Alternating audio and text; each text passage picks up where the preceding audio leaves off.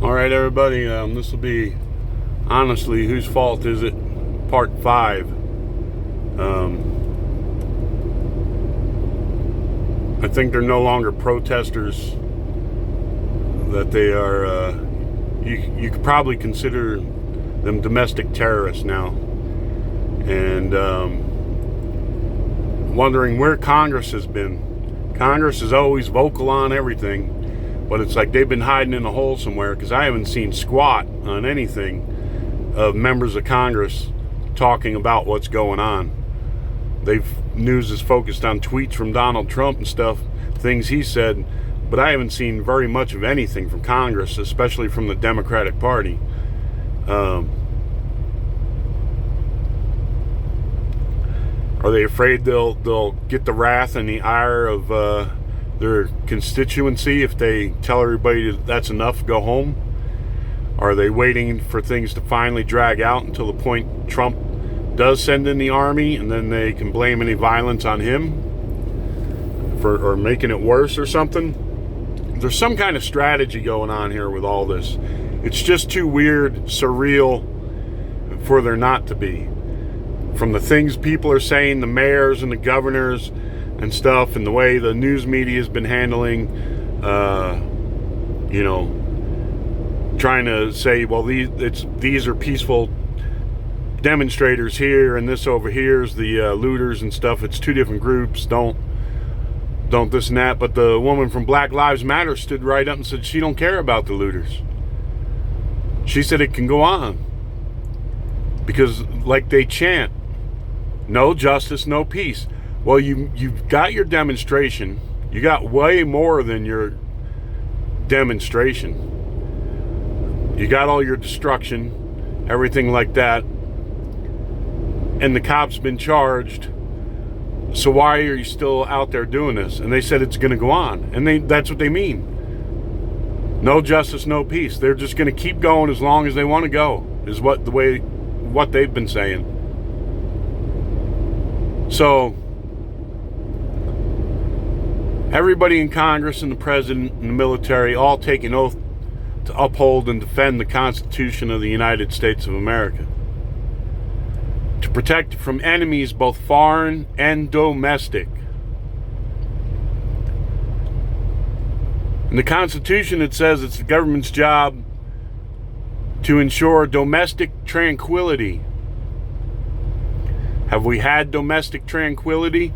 Have we seen Congress take any actions to restore domestic tranquility? Have we? Have we seen anything, any hearings, anything for them to restore domestic tranquility? No, we haven't. That's what these people are doing. They're destroying domestic tranquility. They're trampling the civil rights of everybody else in the country. It's no longer a protest. As far as I'm concerned, they're domestic terrorists. They pretty much made that clear. No peace. No peace means no domestic tranquility. That means they're an enemy to the Constitution. A domestic enemy. So, I've got no qualms if Trump calls in the army and rounds them all up. And instead of charging them as looters, or even some of the looters, they just charge with curfew violations, so they leave again and everything. They'll just be back out there night after night after night.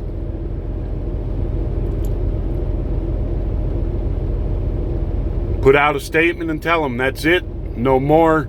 If you're out there in the street from now on, you're not going to be considered a protester or a looter or a curfew breaker. You're going to be considered a domestic terrorist. Round them up, put them in orange jumpsuits, put the black bags over their heads, put zip ties on their hands, put them on a bus and send them down the road to Nowhereville, to wherever you would keep domestic terrorists. Send them to Guantanamo, some of them. Honestly. And I wanted to point out the double standard thing before, again, too. I pointed out the Knoxville 5 and stuff. If you don't know about that, 5 African Americans, and then one woman was in there too,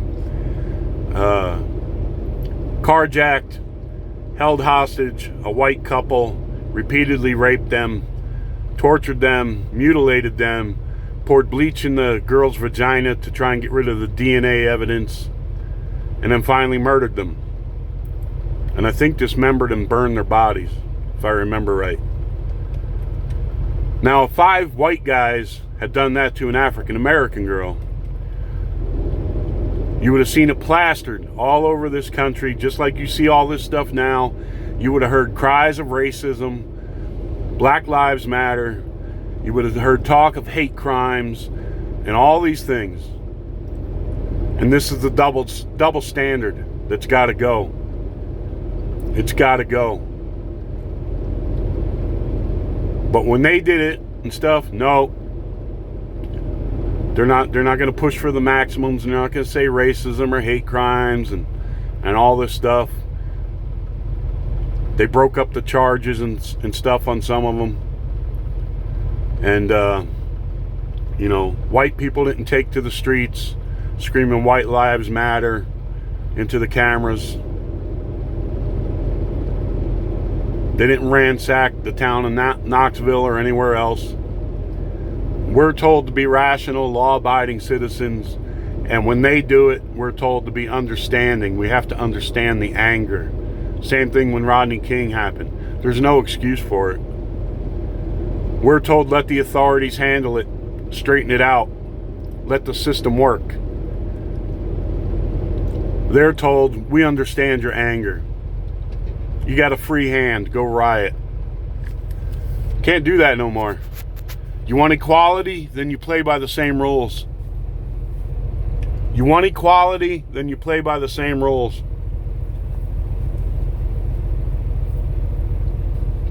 We can't go on like this. Having one set of rules for when they do something to us, and then another set of rules when some moron white person does something to them, or some cop does something. And while we're at it, stack up all the bodies that the drug gangs and stuff have killed in the last 40 years, and stack up the bodies from police shootings. And just stack up the African American ones, because you don't care about all the white people that get killed by cops, whether it's justly or unjustly. So just stack up all the African American bodies from both groups, from the drug gangs and from police shootings over the last 40 years. See which pile's greater and which one you ought to be more concerned about. And then throw in all the other crime associated with the drug gangs and all the wounded people and everything else. Throw all that in there too. You know, they come out really hard against guns and stuff when there's a school shooting and all that and everything, and always point out how it's white people doing it, it's white people doing these shootings and stuff. Who's doing all the gang shootings? Let's stack up the bodies from those two groups. The drug gangs, all the violence from them. Let's stack up those bodies, and then stack up the bodies from school shootings from white people. See which pile's greater. Stack them up. See which one's greater. I believe there ought to be some gun control in this country myself personally too. Not everybody needs to own a gun. Not everybody needs to own some of the more high-powered weapons out there that there are either. But that's a whole nother ball of wax. But let's just stack up the bodies. As long as let's get to the nitty-gritty on whose fault it is. So I just wanted to put that out there. If we're going to have a dialogue about this, let's look at everything. Let's look at it fairly. Because the double standard stuff has got to go. It's just got to go. You know, you look back during the last election, those black kids got that mentally challenged kid, Trump supporter, wearing a Trump hat. Took him and tortured him. I think they burned him and did some stuff and everything. Remember the next day on the news, on the morning shows and stuff, them mulling it over. No, we don't believe this is a hate crime. They shouldn't be prosecuted that way, and this and that, and all these other things. Can you imagine if some white kids took a mentally challenged black kid that supported Obama and did that to him, the outcry there would be of racism and lynching and all that kind of stuff. Now I'm asking you, why do you make a difference between the two? Why? Why is it okay for blacks to do it to whites and for people to mull it over, and if whites were to do it to blacks, all hell breaks loose? Why? Are we being stupid for not being like the blacks and going on a tear when anything happens to us?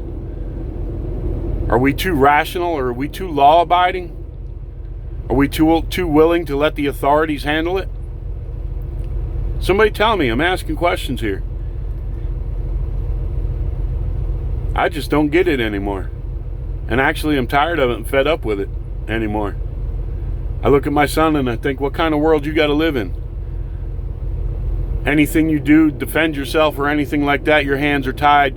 You got to worry about being called a racist and all this other kind of junk if it should happen to be something involving somebody of color.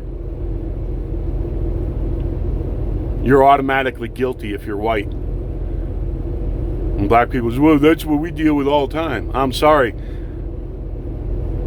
You know, I've lived in neighborhoods, bad neighborhoods and stuff. You see comedians joke about, oh, cabs won't pick up black guys and this and that and everything. You know, insinuating they're racist and stuff. It ain't because they're racist. It's because they're tired of being robbed and murdered. I lived in a neighborhood, I was white. I couldn't get a cab in or out of there. I'd leave work late at night and try and get a cab. Not going there. Where are you going? Oh no, we don't go in there. Couldn't get a pizza delivered there either. All the pizza guys were getting robbed and killed. So you want to say all the time that there's no excuse for the perception of what a lot of people have of African American communities. I know a lot of very fine, decent African American people. Worked with plenty of them, had best friends, still have friends who are African American. A lot of them see things the way I see it. But you cannot deny the violence and stuff and the kind of glorification of the thuggery and the gangs and all that kind of stuff that goes in those neighborhoods and the things that happen there.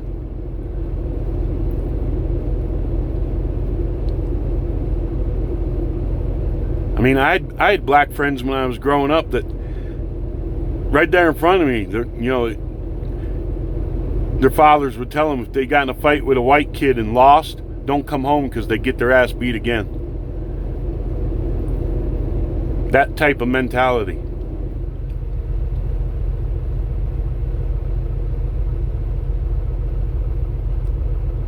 You know, it's like you see these people with little kids and they're teaching them gang signs and this and that.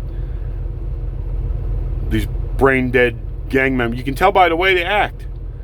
And their goofy hand signs and stuff and the way they talk and all this stuff and everything. And there they are. They got a kid. They're going to raise that kid up to be exactly like them. Got to do something, America. You got to get on these people about how they raise their kids. Where's all the parents of all these kids out doing this looting and stuff? You can't keep your kids home? It's the same people every night. You can't keep them home? Keep them from going out there and looting and all that crap? Honestly, whose fault is it going to be if the police show up and they do start shooting looters? Whose fault? Gonna blame society? Gonna blame Whitey again? Enough is enough. It's not a demonstration no more. It's not a cry for equality no more. It's like she said, no peace. It's domestic terrorism. So, that's my opinion on it. You can agree with it or not, but I think people need to start looking and trying to answer the harder questions. All right. Wish you all the best out there. Be safe and God bless. Adios.